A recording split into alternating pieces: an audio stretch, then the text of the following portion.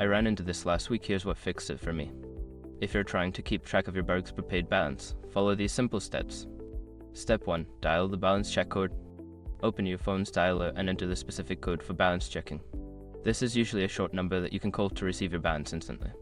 Step 2. Listen for the automated message.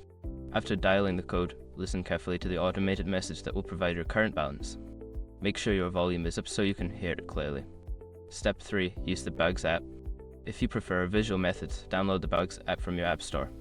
Once installed, log in with your account details to view your balance. Step 4. Check your SMS notifications. Bouygues often sends balance updates via SMS. Check your messages for any recent notifications that might include your balance. Step 5. Contact customer service. If you're still unsure about your balance, you can call Bouygues customer service for assistance. They can provide your balance and help with any other inquiries.